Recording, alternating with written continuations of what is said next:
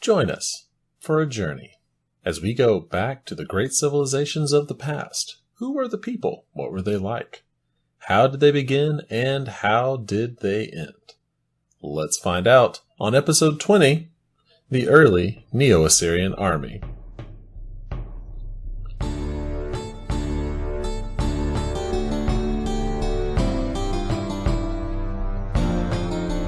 Last time we talked about the early emergence of the Greeks. This time, we'll look at a far more advanced civilization and its army. Probably already the best army in the whole world. Joining me, as always, is Dan, the fan of history. So Dan, what's going on with the Neo-Assyrian Empire?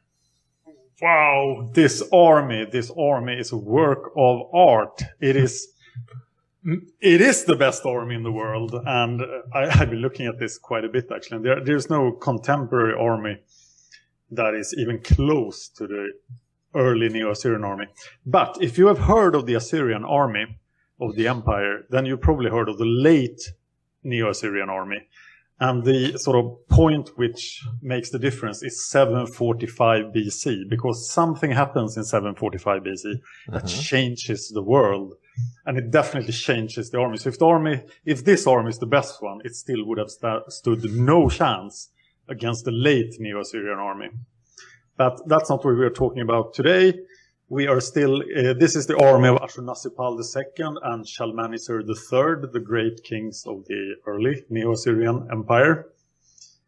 And we have to think about how we know what we know about this army, because everything we know comes from the Assyrians. So it's propaganda, and we have a hard time filtering it, but they did win some amazing victories, and that we know. Also, Ashurnasirpal II especially had a habit of painting stone things, carving into stone this army, showing the army. He was quite proud of it, liked to show it off to his friends. Yeah, and I've talked about that before, but this whole part of the British Museum with only Ashurnasirpal II, it has great depictions of his army. The strange thing with these depictions then is that the army is never really fighting an open field battle, but we'll talk more about that soon. So, what were the things that made this army so much different than all the armies of the past? I mean, we've seen large armies before, so it can't be just size. No, it's definitely not size, and I think comparing to, for example, Zhou China, this army is tiny. But I still think that the Assyrian army would kick the ass of the Chinese army at this time. And the first thing with this army is that they have 2,000 years of indoctrination. The Assyrians have been warriors for a very, very long time, and they have a very strong warrior ethos. But now they have iron weapons as well. They have access to great iron deposits, which, for example, Egypt does not have at this time. And they have also this 2,000 years of military discipline, pretty much. Everybody knows how to act as a soldier, and everybody expects to be a soldier. All adult males are soldiers and have spent some time fighting. We'll look at 5 parts of this army, or 5 different things about this army. First, we'll look at the recruitment process. Then we'll look at the weapons and the troops. We'll look at what they did in open battle to be so amazing. We'll look at sieges, and we'll look at the infrastructure of the army. All right, so I guess since we're going to first talk about recruitment, we have, I don't know, here in the United States, we have recruitment videos on TV all the time. So how did this happen back then? Well, everybody wanted to be a warrior, and everybody was, in some sense, a warrior.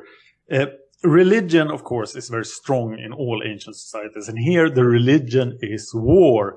Ashur is the god of war. Your duty is to serve Ashur, and Ashur demands yearly campaigns. So the Assyrian army has to go out and beat somebody up, as I've said many times, every year. And the priesthood are warriors, and the king is the head priest of the Church of Ashur. So it's sort of, you're indoctrinated from all directions to become this crazy warrior. It's more of a top-down approach to recruitment. And it's also possible, whatever recruitment happens is actually to become an Assyrian. So if you try to become an Assyrian, you're allowed to become an Assyrian. If you obey the Assyrian law, you obey the Assyrian king, you serve Ashur, then you are allowed to become an Assyrian. So they swell their ranks with new peoples, especially Arameans at this time too. And in the spring, when the army gathers, everybody's there and they pick me, I want to go on the yearly campaign. But logistics then says that, we can't take too many people. So everybody wants to be part of this divine army that is about to deal out Ashur's punishment to the world every single year. Wow. I can just imagine the scenes in the capital when this happens. Yeah, just everybody clamoring, arms raised. Pick me, pick me.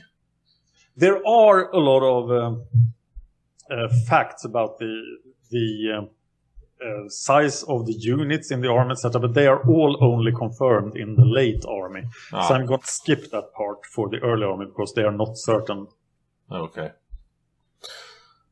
Do you know how big the army was, the first one, or the?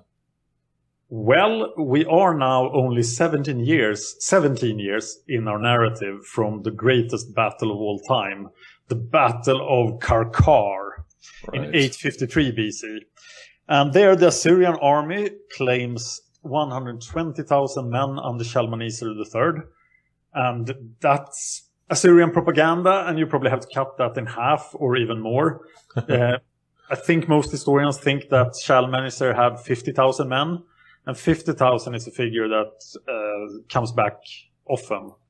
So I think the operative size of the army was 50,000 when they left the capital and sort of set out on this plundering campaign. Right. Because there had to be, when we talk about logistics, it's not just, troops. They had to be followed by all kinds of food and water and everything else. Just moving that stuff. I mean, you're going to... The undertaking is incredible. It is. And you have to wonder what would happen if the Assyrian heartland was threatened, so that you didn't have to do these long marches and supply the army. And then you could probably muster at least 5 times, maybe 10 times as many Assyrians. Yeah, they would all come out, en masse. Yeah, and that's why the Assyrian heartland is very seldom threatened. And when it's threatened, it's usually because the Assyrians have done something wrong, or there are Assyrians threatening the heartland. That's intriguing. So what else was going on? Like, what kind of weapons, like what kind of troops were they putting together? Well, they do have archers, cavalry, chariotry, infantry, slingers, and siege experts. But the core of the Assyrian army is archers. So the main weapon is the bow. Mm-hmm. It's a composite bow. I think it's influenced by the people of the steppes. The Assyrians are great archers, and they're like, almost all the soldiers have a bow. That's like a constant rain of arrows in the middle of the enemy forces seems to be the first thing they do. And they also are very keen to carry around huge shields.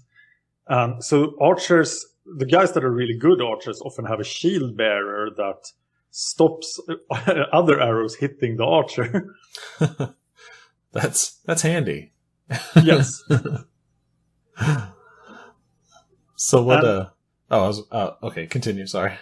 And as we talked about just a couple of episodes ago, the Assyrians invented cavalry. Right.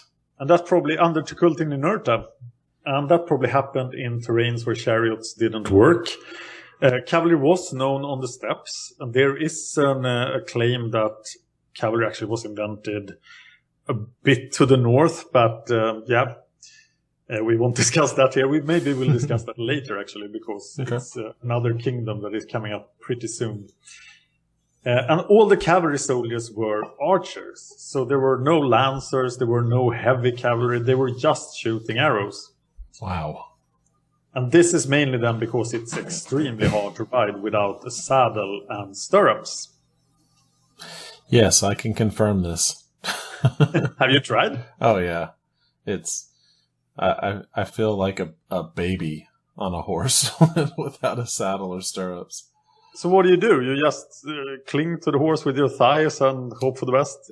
Yeah, kind of. I mean, you kind of lean into it once the horse. If you know your horse, it's a lot easier. But yeah, you gotta really your leg muscles. My when I did it last, it's been a long time, but like even just riding around the paddock or just out in the field, you can hold on to the mane somewhat. They don't, as long as you're not constantly tugging on it, just to balance yourself. But yeah, my legs were like jelly afterwards, and that was only a few minutes ride. So yeah, it's hard, real hard. I think I might be going out on a limb here, but I think the archers did almost do like what the Huns did. Like they grew up in the saddle and they spent a lot of time riding, so they became really accustomed to this. Oh, I'm sure. Well, yeah, I mean, that if you do that your whole life, I can see it. It would work. But obviously they cannot have done that yet because they just invented cavalry. Right. The very early cavalry also had these weird two-man teams that one guy was shooting arrows and the other guy was controlling both horses. So they were riding next to each other, and the guy next to you had your reins while you were shooting your bow. Yeah. Which is strange. Yeah, I mean, as long as you have reins, you're better off. But yeah, like I said, it's just gonna be hard, real hard. There were also these war chariots, and of course the war chariots were probably the birthing place of the cavalry. But I've listened a lot to other podcasts about ancient warfare. There is a podcast called Ancient Warfare from Ancient Warfare magazine. That's actually super interesting if you're interested in battle details. And they are very skeptical if chariots were ever a big factor on the battlefield, because chariots, when they tried to reconstruct chariot warfare, it seems so extremely inefficient. So they are almost of the line that chariotry was ceremonial, that you had to show up in these chariots, and you could fire arrows from them. But these chariot charges and so, they were so easy to stop. Yeah, especially over that terrain. They're not going over a parking lot or a highway. This is just rough terrain. I just can't imagine with no suspension. No. Yeah, it seems crazy. Oh, yeah. But it seems that the Assyrians used their chariotry for archery, as everything else, and for reconnaissance and for communication. And that it wasn't involved in actual fighting. But Ashurnasirpal the second himself actually introduced the very heavy 4-horse chariots for some reason. And it's very unclear what he wanted to do with those. Show off. And maybe just shoot more arrows. Of course, arrows and bows are expensive, so you have to also have slingers. So there were slingers as well. Oh, just throwing rocks from a leather strap. Yep. That's cheap, at least. Yeah. I've met some people who can actually hit squirrels and stuff with a sling. And that's impressive. It is. I would use a slingshot, the ones that you kind of strap to your arm and pull back. Yes. And I got pretty good. But I knew these are some relatives, deep woods relatives who live in Louisiana. Right. Yeah, they could sling and hit a squirrel out of a tree. It's ridiculous. Wow. Yeah. So, and then like sometimes they just be knocked out, so you kind of have to go over there and pop them real quick when they hit the ground. All right. We have very few slingers here. There are auxiliary forces in the Assyrian army, And I've tried to find out when they were introduced and how they were recruited and stuff. And it becomes clear later, but for this early army, I'm not sure. But I think the Assyrians did exactly what the Romans and Persians did. And actually the Persian and Romans got their ideas from here. That if you saw that a conquered people was very proficient at fighting in a certain way, you would just let them fight with their own stuff. And not try to assimilate them into the Assyrian style of fighting. And when you see non-Assyrians on the battlefield, they are not cavalry. So the Assyrians reserve cavalry for themselves. Okay. Then the Assyrians... Yep. Then the Assyrians also have swords. These are often bronze swords. And bronze is much more expensive than iron. That's sort of one of the edges of iron, why we talk about the Iron Age, because iron is cheap once you know what to do with it. But they carry around bronze swords still, and they mostly use them for executions, sort of when they had to flay people and cut off their heads and hands and stuff, as we talked about before. They often use their swords, and this is probably just a status symbol. So don't intend to fight with a sword. Okay. What about the Gropos, the ground pounders? Yeah, this is kind of weird because we know that the melee infantry, the ground troops, they have huge shields, they have spears, they probably fight in phalanx-like formations, but the infantry is very rarely depicted. And when they are depicted, they are often just hanging around in a siege. So they're like blocking something or walking close to or guarding some siege equipment or something. Okay. We don't really know much about them because it's all archers and siege machinery and cool stuff. Right. And infantry is boring. Right. All the fun stuff gets depicted. Yes. Infantry just says, get out. And that leads to the big question then. In an open field battle, which the Assyrians fought many open field battles, and they had a huge success rate in these open field battles. What did they actually do? What was their tactics? What were their formations? Right. And we don't know anything. They never told us. They never depict open warfare, open battles. And they don't talk about them. Just like there was a battle, we won, and then they make pictures of massacres and perhaps of a siege and people paying tribute, but the battle itself is never pictured. Do you think that's on purpose? Like they're not giving away their tactics? I think so, because they keep doing it that way until the very end of the empire. So the late army is also never depicted fighting. And there's actually only one story of a battle, and that story is so unreal, so it's just propaganda. And we'll talk about that in the late 8th century BC. Okay. When the Assyrians actually tell us what happened in a battle. And it's like a really bad Hollywood movie. That's funny. But they don't say anything about it here. But one thing they will talk about all the time is siege warfare. Okay. So this is where the Assyrian army really shines. This is what they're absolutely best at. And they have a plan. They have a 5-step plan. All right. Let's follow this 5-step plan. Yes. And it often works. There are times when they fail, but it's not very often. And you don't want to be the victim of an Assyrian siege. So here's the plan. Step 1, approach the enemy city.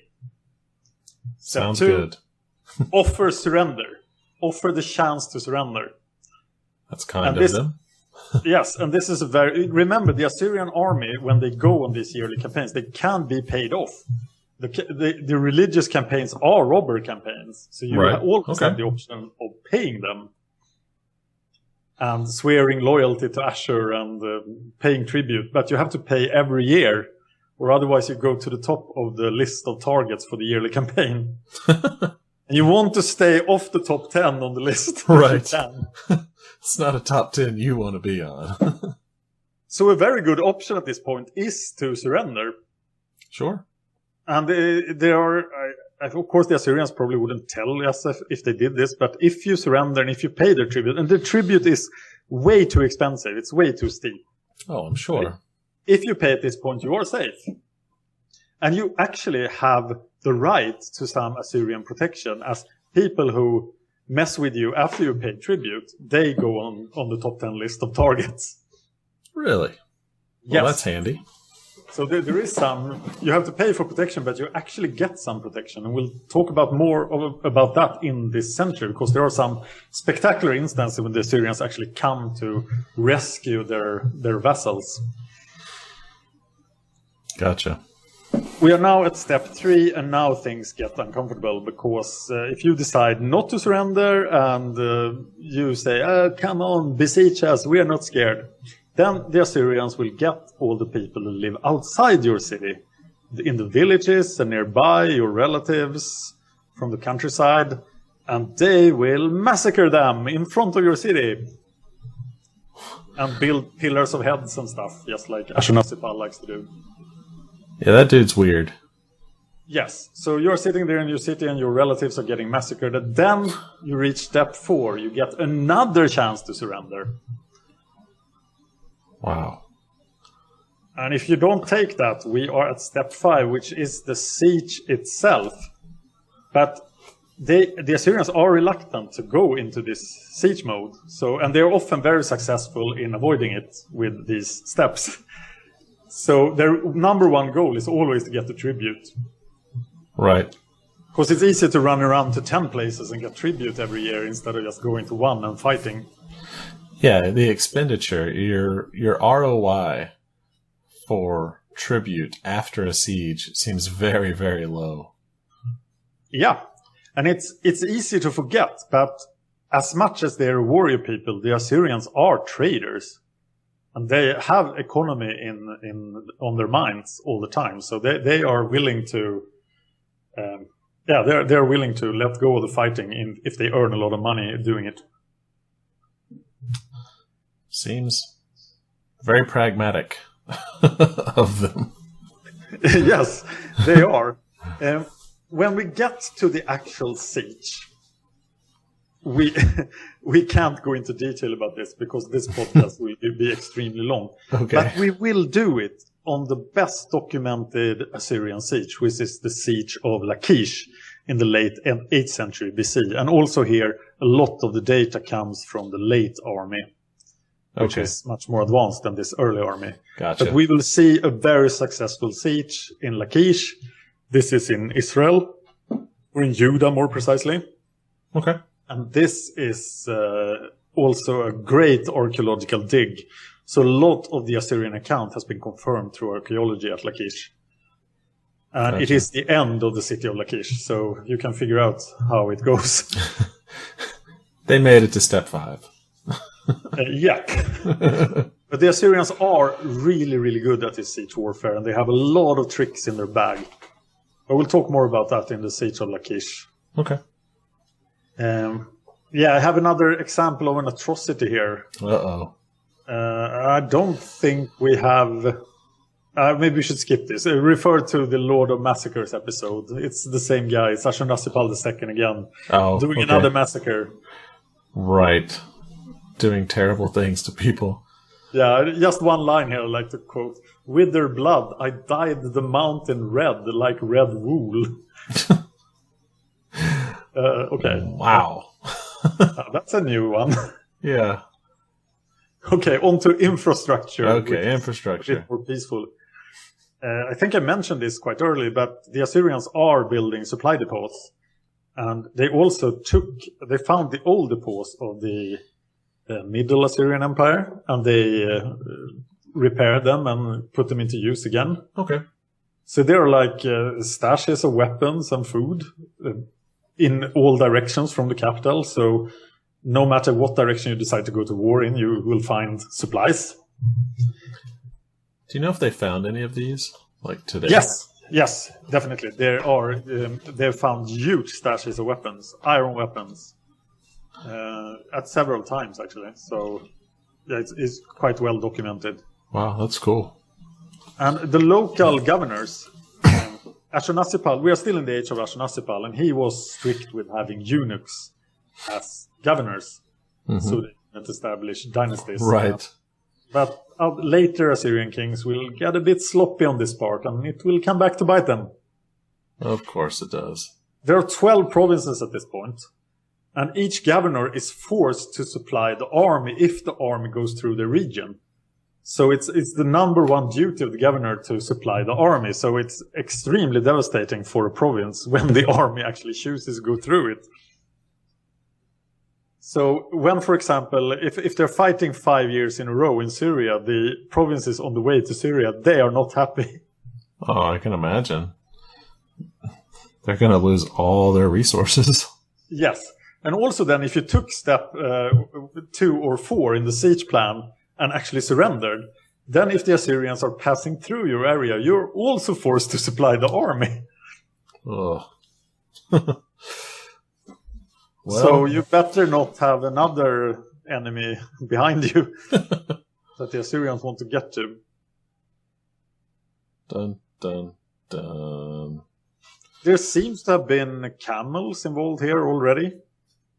I just have a small note about that. But the Assyrians are very well aware of camels. I guess they would have traded up from the from the other side of the Mediterranean for them. So yeah, they get them from the Arab Peninsula. Cool, and that's not too far away. Okay, we'll talk a lot more about the Arabs in the 8th century BC. So a little word about this later army. No, we won't talk about the later army. But I want to talk about the Battle of Karkar. That's what I want to talk about. Okay. In 853 BC, all these massacres, all this tribute has reached a boiling point. And there's an alliance of 12 nations that stand up to Assyria. And Shalmaneser III brings the royal Assyrian army to battle against this big alliance of enemy states. And this will result in the biggest battle in history up to that point. Wow. We'll spend a whole episode discussing the Battle of Karkar. Okay. Well, I guess that's going to bring us to the end of this episode. The next episode, we're going to see what Ashurnapal II, the Lord of Massacres, can do with this giant army of his. Yeah, and he has quite some experience in using it already. So where will he go? What will he do? We'll find out. Yep. Please visit our YouTube.com/fan of history. Also subscribe and like and share. It really helps us out. Give us a review on iTunes. That also helps us out. You have Facebook/fan of history and at Twitter, the Fan of History. Also the webpage, thefanofhistory.wordpress.com. And a little word about Patreon. Because right now we are going to go until 701 BC. Okay. That's the plan. And we need your help to go further. Because the 7th century is very interesting. And the empire falls in 612 BC. And I would love to talk about that. Because that is a fantastic event in itself. That would be But in cool. order to do that, we need your help. So please go to patreon.com/fanofhistory. And if you like it, contribute. Again, it would really help us, and we want to thank you for listening. I have some few more things to mention, actually. Yes. Just some stuff from the YouTube channel. We are doing this timeline of world history with even ancienter history, more ancient history. It's actually starting at 200,000 BC, so that's available on the YouTube channel. And I've also started a series about Adolf Hitler and the 42 attempts, at least, to kill him before and during the Second World War. And this guy just will never die. So check that out. Yeah, the Hitler Must Die episodes. Yeah, I considered a new name for it, but yeah, the original name is Adolf Hitler Must Die. And we talk about an incident in the first episode in World War One, where he had a pretty good chance of dying, and somebody chose not to kill him. I know that story. Yeah, you can know it too if you check out our YouTube. All right, Okay, sounds good. moving on. Okay, well, for the fan of history, I am Brennan. I'm Dan. And we thank you for listening. Bye-bye. If you enjoyed this podcast, please consider supporting us on Patreon. Patreon.com/fanofhistory.